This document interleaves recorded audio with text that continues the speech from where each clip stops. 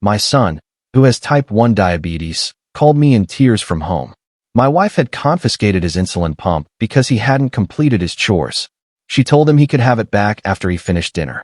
I told him, "Don't move, buddy. I'm coming."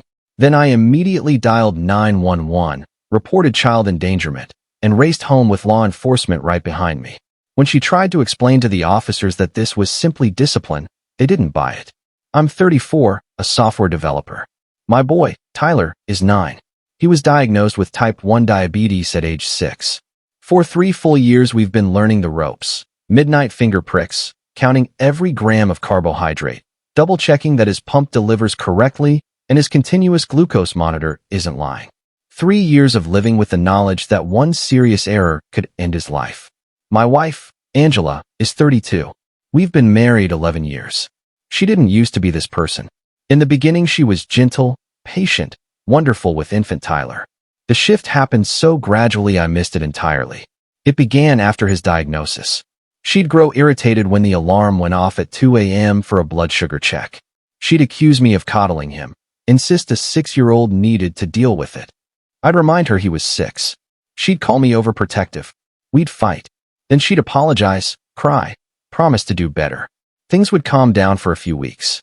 Then it crept forward again. She started weaponizing his condition. No dessert if his room wasn't tidy. Okay, normal enough. But then it grew darker. She'd make a low blood sugar wait. You can have juice after you pick up your toys. 30 extra minutes while his sugar dropped, and he begged. I'd discover it later and explode. She'd insist she was teaching natural consequences. I'd tell her you do not gamble with insulin or food for a diabetic child. She'd break down, say parenting a chronically ill kid was overwhelming, that I never appreciated her sacrifices. I'd feel like the villain and back off. I kept telling myself she was exhausted, that next time she'd get it, that it wouldn't happen again. It always happened again. 2 months ago, Tyler whispered to me after school, eyes down, that mom said if he brought home an A on tomorrow's math test, she'd let him have his pump back for the day. I asked what he meant. He said she'd removed it that morning because he forgot to make his bed. She told him he could wear it to school only if he promised to behave. Something inside me snapped. I marched to the kitchen and asked her what on earth she thought she was doing. She said 9-year-olds need accountability. I reminded her that without insulin, he could be dead in hours. She rolled her eyes and said the school nurse had emergency insulin. A few hours off the pump never killed anyone, and that I constantly undermined her authority. I told her if she ever touched his medical devices again, I was gone.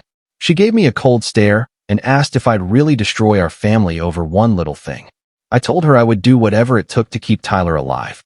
She walked away without another word. I truly believe the message had finally landed. Yesterday, I was at the office, phone on silent, stuck in a client presentation that ran 2 hours long. When I stepped out, I saw 7 missed calls from Tyler's cell. My heart stopped.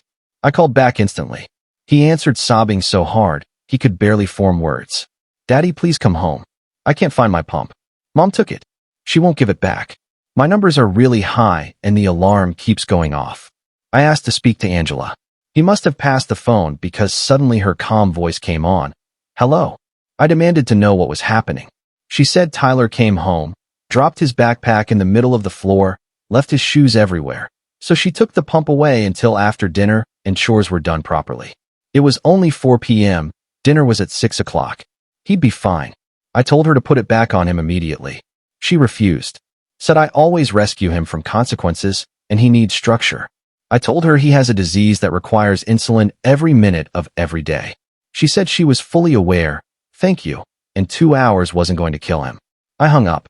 I called 911, voice shaking, and told the dispatcher my wife had removed our type 1 diabetic son's insulin pump as punishment and was refusing to return it while his blood sugar climbed. The operator asked if weapons were involved. I said no, but without insulin my child could die. Police and ambulance were dispatched within seconds. I flew out of the office, drove 90 in a 45, blowing red lights, praying. I stayed on the phone with Tyler the whole way.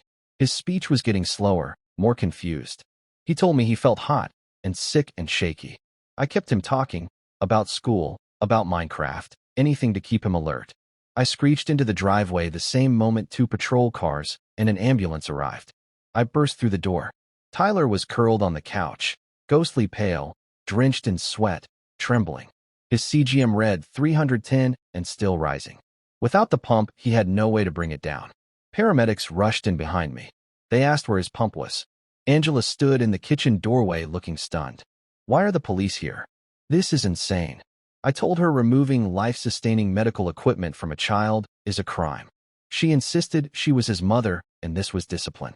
An officer asked her directly if she had in fact taken the insulin pump. She admitted she had, but only for 2.5 hours max. He wasn't going to die. The officer told her to produce the device immediately. She hesitated, called the whole thing ridiculous, but finally dug it out of her purse and handed it over. The paramedic reattached it to Tyler within seconds and started bolusing correction doses. While they worked, Tyler, voice small, told them Mom took it at 3:30 because he didn't put his backpack away. The paramedic turned to Angela and said, "You left a type 1 child without insulin for over an hour as punishment?" She doubled down. He needs to learn responsibility. The paramedic shook his head and explained that another hour and Tyler would have been in diabetic ketoacidosis, possibly irreversible. Angela shrugged and said, "Well, he's fine now, so obviously everyone is overreacting." The officer asked me if I wished to press charges. I looked at my terrified, shaking little boy and said yes without hesitation. Angela went sheet white. "You're having me arrested?" "For parenting." I told her withholding life-saving medication isn't parenting. It's attempted murder in slow motion. She burst into tears, told the officers I was vindictive, that our marriage had been rocky and I was using this to get rid of her. The officer said this wasn't about marriage. This was about a child's safety. They cuffed her while she screamed that Tyler needed his mother. I told her Tyler needed to stay alive more than he needed a mother who would trade his life for a tidy house. They took her away in the back of a patrol car. Paramedics transported Tyler to the ER for observation. His sugars came down quickly once the pump was back on, but the doctor said another 60 to 90 minutes, and we'd have been dealing with a full-blown DKA crisis. She filed a mandatory report. CPS arrived that night. The investigator, Sarah, interviewed Tyler privately first. He told her everything. The delayed snacks, the previous times the pump had been removed, how Mom told him he was being dramatic when he said he felt sick. Sarah's face grew harder with every word. Then she sat with me. She asked why I hadn't reported sooner. I admitted I kept hoping Angela would change, that I didn't want to destroy our family. Sarah said gently, "You didn't destroy your family. Your wife did the moment she decided control mattered more than her child's heartbeat." Angela made bail at midnight, paid by her sister. She blew up my phone, 47 calls, voicemails alternating between hysterical apologies and venomous rage, blaming me for everything. I saved everyone and forwarded them to the attorney I hired the next morning. I filed for divorce and emergency sole custody that same day. Temporary orders were granted instantly. We lived in a hotel the entire week before the emergency hearing because Tyler was afraid to sleep in the house. He said it felt like Mom was still there waiting to take his pump again. The hearing was brutal but one-sided. Angela's attorney painted me as the vindictive husband trying to alienate a loving mother. My attorney played the 911 call, Tyler's terrified phone call to me, the voicemails of Angela screaming that everyone was overreacting. Then the paramedic testified about Tyler's condition on arrival, diaphoretic, altered, glucose over 300 and climbing.